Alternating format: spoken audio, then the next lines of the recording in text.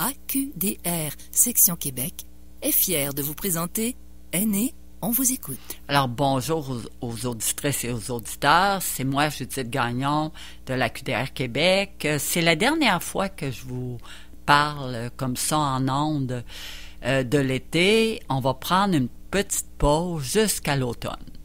Mais je vous avise tout de suite que notre organisation n'est pas en pause. Les bureaux de la QDR qui sont situés au 4600 Henri Bourassa à Québec vont être ouverts comme d'habitude, sauf que la seule différence, il va y avoir des services juridiques. Vous allez pouvoir renouveler vos cartes de membres, aller rencontrer des gens. Il y en a quand même certains qui vont donner des services directs, mais il n'y aura plus de conférences ni de café-rencontre pour l'été. Alors, je vous redonne le numéro de téléphone 418-524-0437, poste 0.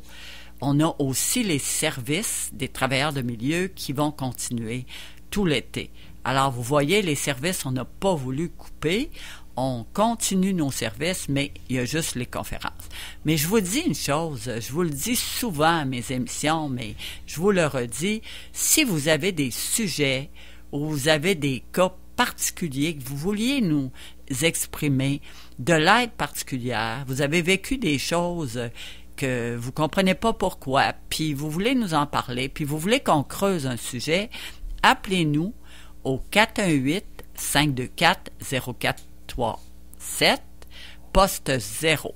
Là, mentionnez que vous êtes des auditrices et aux auditeurs de CKRL-FM, puis que vous voulez nous offrir des sujets particuliers. Aujourd'hui, pour la dernière rencontre, je reçois M. Jacques Pouliot, qui est psychoéducateur et qui est le coordonnateur de nos travailleurs de milieu à la QDR Québec. On va reparler des grands enjeux des aînés.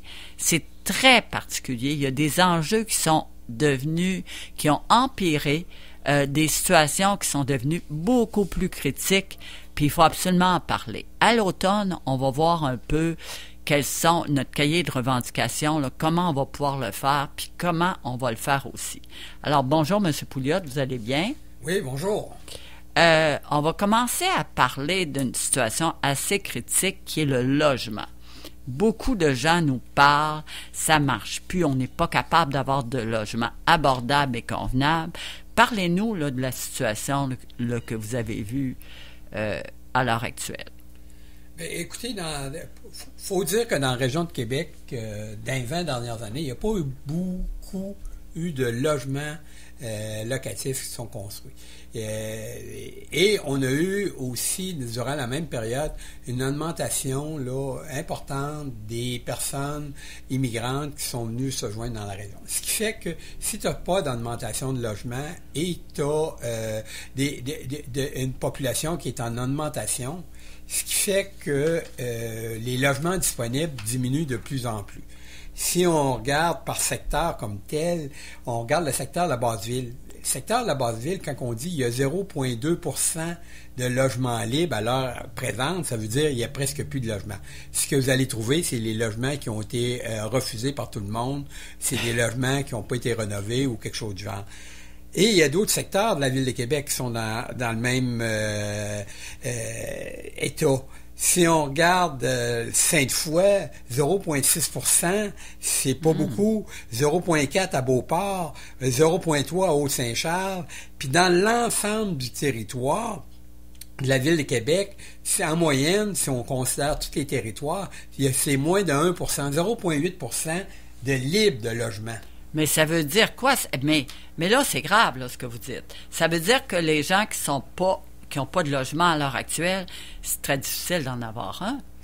C'est que c'est difficile d'avoir... Si vous partez d'un logement en bon état, puis vous devez déménager, d'en trouver un dans le même état devient difficile. Le retrouver aussi dans un prix aussi qui va être semblable, c'est encore une fois presque mission impossible. Quand on regarde le prix des logements de la région de Québec, on parle d'un 4,5. Les gens sont habitués maintenant à 2 personnes d'avoir au moins un 4,5. quand le prix du logement est de 1300 à 1500 $ par mois, 1300 $, là, on parle d'un vieux logement, on parle de quelque chose qui est pas tout à fait en bon état. 1500, c'est peut-être en meilleur état, mais selon le taux du marché, selon aussi les personnes qui sont à la recherche d'un logement, selon leur état de détresse aussi, parce qu'il y a des personnes qui vont arriver dans un logement, ça leur plaît pas, mais ils n'ont vu 2-3, celui-là, c'est le moins pire. Là, ils vont dire, je le prends. Alors, ça ne fait pas baisser les prix, ça. Parce que le propriétaire les voit venir, puis il affiche des prix plus hauts, puis les gens vont les prendre pareil. Mais là, il y a un problème aussi, là, M. Pouliot, on va en parler. Nous, on entend beaucoup d'aînés qui ont des maisons et qui arrivent à un certain âge, puis que là, ils disent, on n'est plus capable, c'est trop dur, puis on veut s'en aller en logement. Il y en a de plus en plus, là, les bébés boomers, il y en a de plus en plus, puis il y en a qui sont plus capables. Ils vont aller où? Eux autres, ils sont capables probablement de payer, mais s'il n'y en a plus, ils vont faire quoi? Écoutez, là, encore une fois, ces gens-là qui vendaient leur maison prenaient le fonds pour dire, bon, ben là, OK, je vais me trouver une résidence, un endroit où je vais avoir tous les services. Quand ils déménagent, ces gens-là qui vivaient dans leur maison, c'est qu'ils n'étaient plus capables d'entretenir leur maison, ils n'étaient plus capables d'avoir les services aussi qu'ils étaient capables de payer pour l'entretien. Alors là, ils vont essayer d'avoir un tout inclus, ils vont aller à ce moment-là vers des résidences ou des condos, locatifs, mais encore une fois, le prix des condos locatifs maintenant a augmenté beaucoup. Alors, quand le prix des maisons a augmenté dans la région de Québec, mais quand tu restes dans une résidence depuis 30, 40 ans, le prix de ta résidence, quand tu vas la revendre, ça va être des alentours de 400 000 $. Mais quand tu payes 3600, quand tu payes 36 000 $ par année de logement pour un condo locatif là, qui va être haut de gamme, écoutez, là, ça vous fait une espérance de 10 ans là, de vie là. Si vous allez vers des RPA, qui est des services, si on regarde dans la région de Québec, dans les dernières années, malheureusement, on a perdu beaucoup de places en RPA parce que ces RPA-là n'arrivent pas à faire leurs frais. Même si on dit que c'est des RPA qui vont avoir une centaine de locataires, une RPA avec une centaine de locataires, présentement, ne fait pas ses frais. On a un dernièrement, là, le Campanile qui vient de fermer, qui a été annoncé la semaine passée, où le propriétaire a fait plusieurs conférences de presse là, où il expliquait pourquoi il fermait. Pourquoi lui n'arrivait pas à concurrencer là, pour pouvoir... Là, souvent, ces RPA-là, les gens ne se ramassent pas tout de suite à la rue. Là. On va transformer leur logement en logement locatif.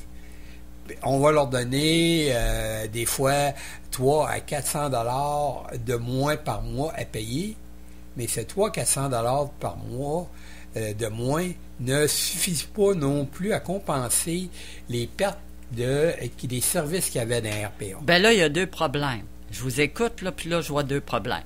Il y a une pénurie de logements, puis aussi, il va y avoir une pénurie d'RPA. Parce que là, c'est vrai, on a les statistiques de plus en plus d'RPA fermes. Ils sont plus capables. Ils font pas leurs frais. Puis, les petites, de toute façon, ça fait pas mal longtemps qu'on voit ça, ce problème-là. Mais les gens, ils vont aller où? Est-ce qu'ils vont rester dans la rue? Ils vont s'acheter une petite tente puis s'installer là? Pour l'hiver, ça va être froid en Moses. Écoutez, là, présentement, ce qu'on voit sur le terrain, là, les travailleurs de milieu, ce qu'ils me rapportent, c'est souvent les gens vont se relocaliser dans des logements qui vont payer beaucoup plus cher qu'ils sont capables de payer et ils vont diminuer sur les sorties, ils vont diminuer sur la nourriture. Ils vont rester confinés dans leur logement à manger des aliments là, qui ne sont pas tous nutritifs. Alors, ça amène d'un autre côté là, une dégénérescence de la condition physique, une dégénérescence aussi là, en minéraux, etc., ce qui fait que les malades ils sont plus susceptibles d'être malades. Alors, c'est un cercle qui est difficile à briser présentement. Mais en plus, ça fait du stress. Parce que quand tu n'as pas beaucoup d'argent, puis tu t'aperçois là, que tu es en manque partout, le stress, ça brise le corps encore plus que la nourriture, de mon point de vue. Bien, écoutez, et le stress va briser. L'isolement, aussi. Le gouvernement vient de commencer une campagne là, qui publicise que qu'est-ce qui fait rendre les gens malades plus vite. C'est aussi l'isolement social. Ouais. Les gens, pas parler avec des gens, pas échanger, fait que ces gens-là, leur évolution est arrêtée. Leur plaisir aussi, parce que ça peut être un plaisir, parler avec quelqu'un, se confier. Ces gens-là se sentent isolés. C'est pas pour rien que le gouvernement a investi dans les 10 dernières années pour mettre des travailleurs de milieu, pour aller à la rencontre des gens qu'on peut identifier comme isolés, vulnérables. Puis l'isolement cause la vulnérabilité, ce qu'on ne disait pas là 10 ans. Là. Mais l'isolement va causer la vulnérabilité de ces personnes-là. On parle aussi qu'il n'y a pas assez de logement social. Parce que là, on parle des gens qui sont capables de payer, mais il y en a beaucoup qui ne sont pas capables de payer. Tu sais, ils n'ont pas de rente de retraite, il y avait un petit salaire, puis ils ne sont pas capables. Eux autres, là, leur cas est dramatique parce que les logements sociaux, on n'a pas beaucoup. Là. Les HLM, on est en manque là-dessus. Là. Oui, puis il y a eu beaucoup de préjugés face à ça. Dans les dernières années, dans les 30 dernières années, il s'est construit peu de logements de ce type-là parce qu'il y avait des préjugés. Les logements sociaux, c'est des personnes qui sont à faible revenu, c'est des personnes qui ont beaucoup de problèmes. Alors, on les rassemble toutes en même place. Alors, les gens ne voulaient pas aller vivre là.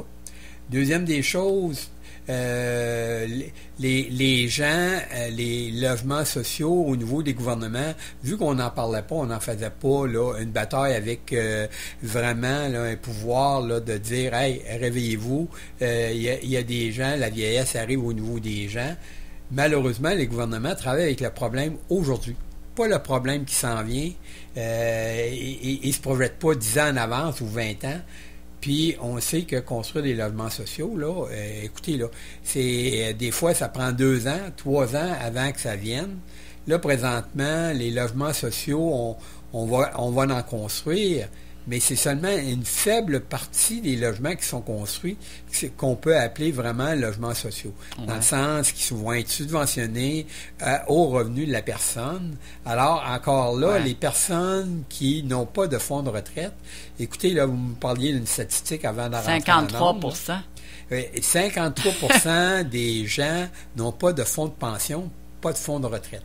Alors, quand ils arrivent à la retraite, ces gens-là, si tu reçois juste la pension de vieillesse avec la RRQ, ces choses-là, on parle d'environ 20 000 $ par année. Écoutez, quand vous payez un logement 1 000 $ par mois, là, vous avez 12 000 $ sur 20 000 qui est investi en partant juste pour le logement. Ah, tu n'es plus capable. Mais c'est pour ça, on va aborder un autre point. Puis ça, je pense qu'avec les travailleurs de milieu, vous en êtes conscients. On se promène partout, Limoilou, même Charlesbourg, surtout Basseville. On voit des itinérants, mais pas juste des itinérants ordinaires, des itinérants aînés. On en voit de plus en plus. Nous, la QDR, on aide la Maison Revive qui est à Saint-Vallier. On va souvent porter des choses. On est en partenariat avec des communautés religieuses. Mais ils nous disent aussi, il y en a, ça déborde. Puis moi, je m'aperçois avec le temps, ça fait un bout de temps qu'on aide ces maisons-là. Les itinérants vieillissent. On en voit des gens qui ont 70 ans et plus qui sont rendus itinérants. Est-ce que vous avez entendu parler de ce phénomène-là, M. Pouliot? Écoutez, on en voit, là, vous avez juste à vous promener un peu à Québec, on en voit de plus en plus, des itinérants qui ont 50 ans et plus. Souvent, on va expliquer que ces personnes-là, quand vous les rencontrez, vous allez voir, plusieurs ont des problèmes de santé. Plusieurs aussi, par leurs problèmes de santé, c'est qu'ils ont de la misère à ce moment-là à rester sur le marché de travail. Ils n'ont plus de revenus. Ces personnes-là, s'ils veulent louer quelque chose, encore une fois, c'est pas avec le soutien de dernier recours là, de l'aide sociale qui peuvent se payer un logement. Quand tu reçois 800$ par mois, 960 au maximum, puis ton logement t'en coûte 1000, et tu pars à moins 50. Là. Même la pension de vieillesse aussi. C'est ça. T'as pas mangé, t'as pas rien, là. Alors, on s'entend aussi que les itinérants, c'est pas des gens qui avaient aussi un fonds de pension. Là. Ou s'ils en ont eu un, quand ils sont tombés malades, ils l'ont épuisé et il leur reste plus rien. On a été à la Maison Revivre dernièrement, puis on a interrogé des itinérants âgés, puis c'est drôle d'affaires, sur 4, il y en avait 3 qui disaient qu'ils ont eu des chocs. Divorce, à un moment donné, maladie, grosse maladie, là, quand tu vieillis, tu sais pas. Ils ont eu des gros chocs qui les ont fait casser. Parce qu'en vieillissant, tu deviens plus vulnérable, puis que là, ils étaient plus capables de rien faire, ils se sentaient plus capables. Puis là, ils ont tout lâché, puis ils sont allés à la rue. Ça, on l'a entendu, je te dis, beaucoup, ça nous a même surpris. Écoutez, moi, je ne suis pas surpris de ce que vous dites, là. Un itinérant, ordinairement, c'est quelqu'un qui n'a plus de réseau. Son réseau qu'il avait, et il y a eu une brisure dedans, soit par le fait qu'il ait épuisé le réseau à trop de demander à son réseau, ou soit par le fait de honte, de culpabilité, ces gens-là. Je me ramasse avec plus rien, je veux pas saigner mes amis, je veux pas toujours être à leur dépens. Alors, ces gens-là vont s'isoler. Ils vont se ramasser avec d'autres personnes qui sont dans le même cas. Là, à peu près, il est en train de se créer une petite communauté ici, aussi entre les itinérants qui s'appuient les uns sur les autres. C'est pour ça qu'on va voir des petits villages. On voit ça beaucoup dans la région de Montréal, là, où ils vont investir des parcs, ils vont mettre des tentes, puis ils vont refaire une petite vie de communauté. Okay. On le voit moins dans la région de Québec. Ouais. La Ville de Québec est assez rapide pour démanteler ces initiatives-là. On a mis en place des regroupements de maisons qui vont essayer d'accueillir les itinérants, mais ces gens-là aussi ont une certaine fierté. Oui, beaucoup. L'hiver, ils vont utiliser ces refuges-là. L'été, un petit peu moins. Ils vont préférer être dehors, coucher sur un parc ou dans un parc ou ces choses-là qu'être à l'intérieur, parce qu'encore une fois, je vais vous dire, là, pour l'estime de soi, rentrer dans une maison d'itinérance pour dire je me cherche une place pour coucher à soir, je me cherche une place pour manger à soir, là, ça demande beaucoup de courage et d'humilité. Ben, savez-vous ce que certains nous ont dit? Ils ont dit que l'été, ils aiment ça être dehors. Et puis qu'eux autres, ils voulaient plus avoir de barrières, puis qu'ils aimaient beaucoup être dehors, aller partout, puis... Tu sais, je te dis, moi, j'ai été surpris de ce qu'ils nous ont dit, mais beaucoup nous ont dit que l'été, là, c'était tout le temps un beau temps, là, ça les dérangeait pas. Oui. Puis, écoutez, là, il faut le comprendre aussi, les itinérants, le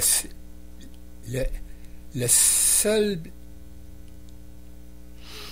comment je pourrais dire ça? La seule force qu'il leur reste, c'est la liberté.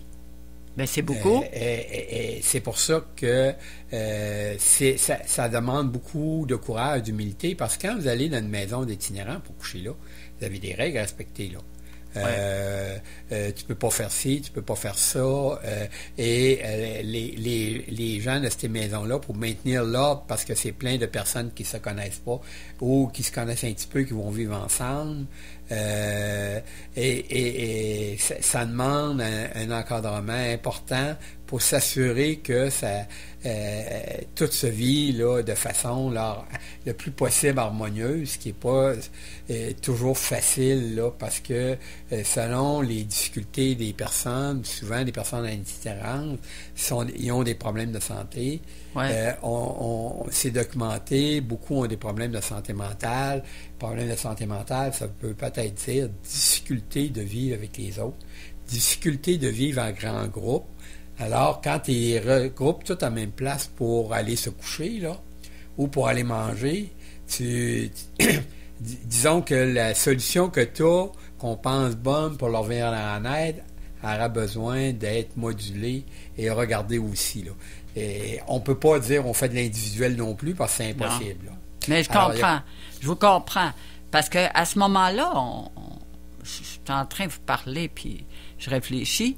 Ces refuges-là, il faudrait qu'il y ait plus d'argent. Maison Revive, ils n'en ont pas. Ils ne vivent que de dons. Pourtant, chaque fois qu'on est allé, c'était très plein. Puis il y avait des gros besoins.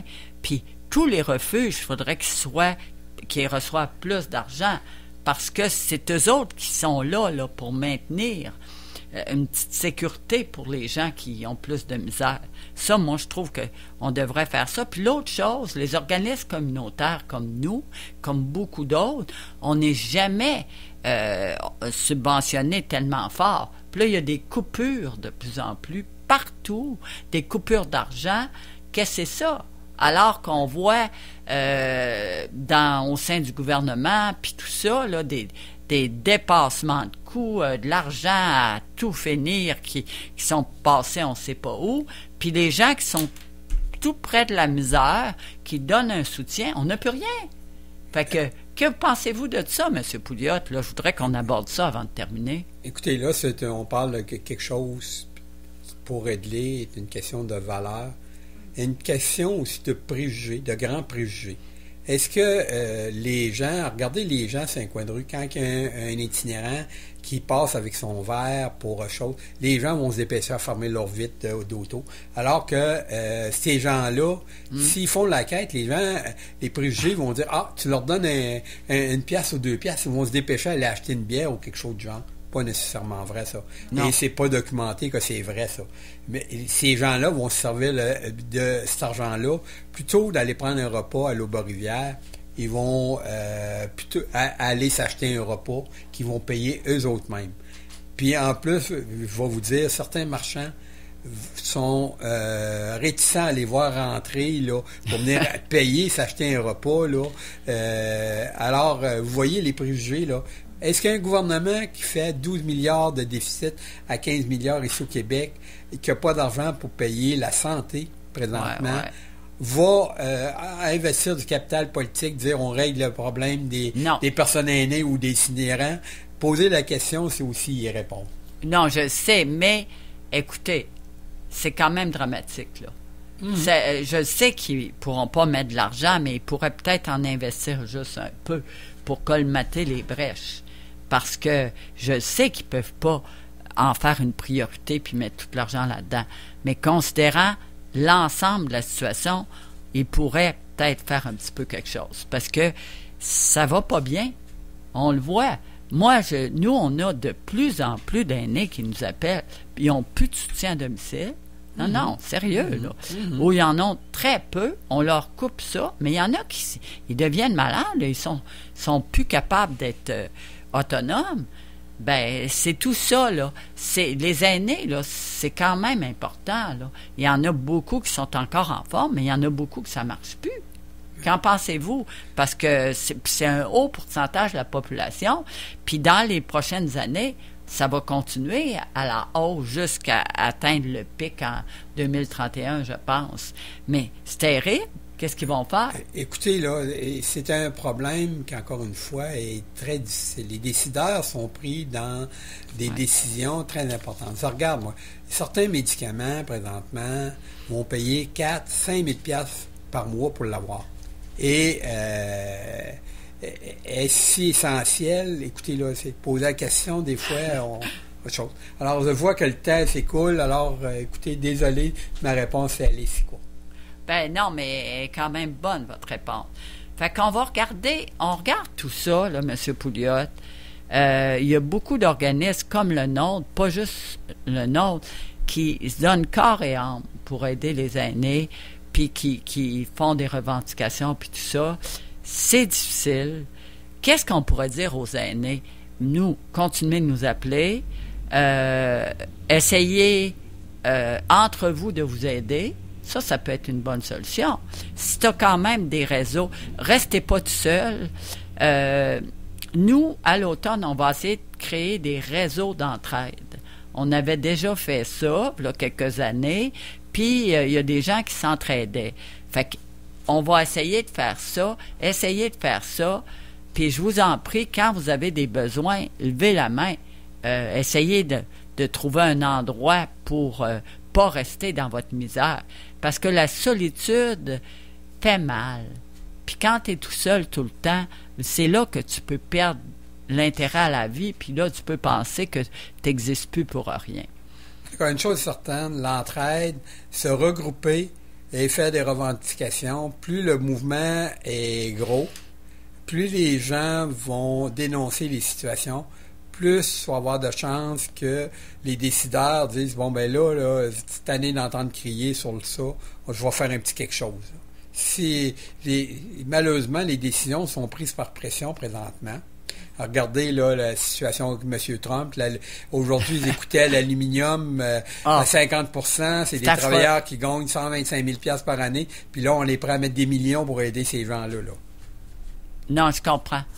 Je pense que vous dites juste les bonnes choses. Puis ça nous permet de réfléchir. Alors moi, je souhaite à tous les aînés d'avoir un bel été.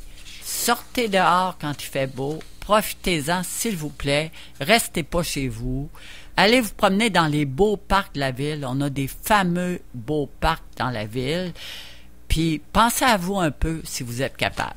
Je vous dis aussi, appelez à la QDR Québec. On a encore un service 418-524-0437, poste 0. Alors, merci, prenez du soleil, puis moi, je vous reviens à l'automne, peut-être avec d'autres choses très intéressantes pour vous. Merci beaucoup. Merci, M. Pouliot. L'Association québécoise de défense des droits des personnes retraitées et pré-retraitées, AQDR, section Québec, est fière de vous avoir présenté « Aînés, on vous écoute ». Pour connaître tous les services offerts, visitez le aqdr-québec.org ou encore téléphonez au 418-524-0437, poste 0.